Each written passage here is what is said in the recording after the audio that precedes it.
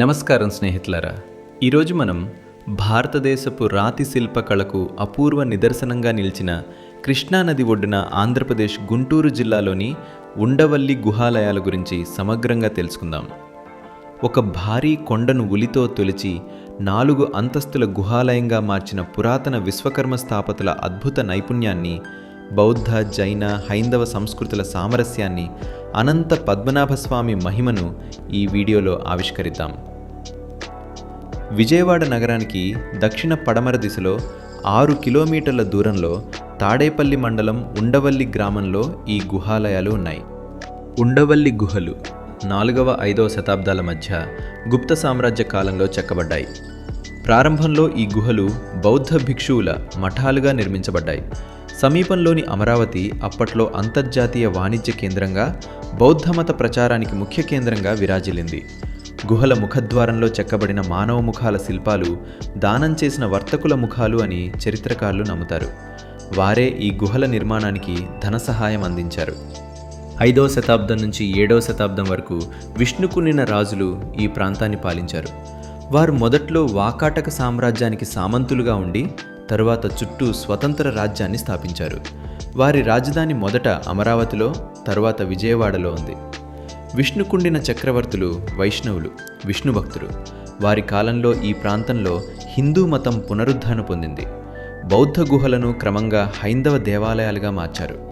అనంత పద్మనాభస్వామి విగ్రహం చెక్కి గుహలను వైష్ణవ క్షేత్రంగా మార్చారు.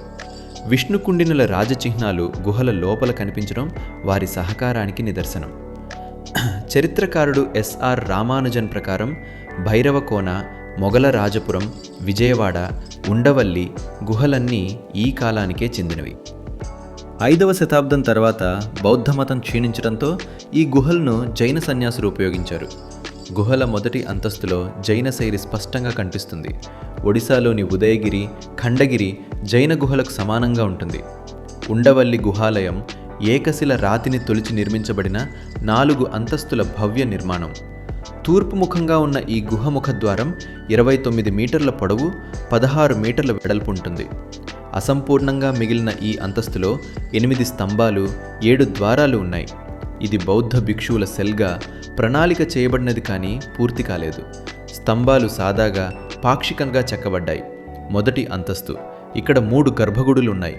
త్రిమూర్తులకు అంకితం చేయబడినవి. ప్రతి గర్భగుడి ముందు స్తంభాల మండపం ఉంది. ఈ అంతస్తులో జైన వాస్తుశైలి ప్రభావం కనిపిస్తుంది.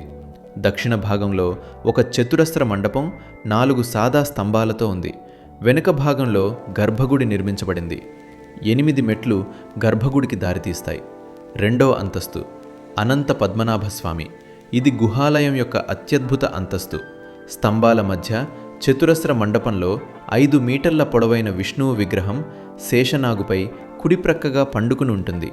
ఈ విగ్రహం ఏకశిల గ్రానైట్ రాయిని చెక్కి నిర్మించబడింది.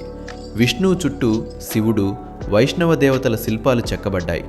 కొందరు పండితుల అభిప్రాయం ప్రకారం ఈ విగ్రహం జైన తీర్థంకరుడు పార్శ్వనాథుడి రూపంగా కూడా ఉండవచ్చు.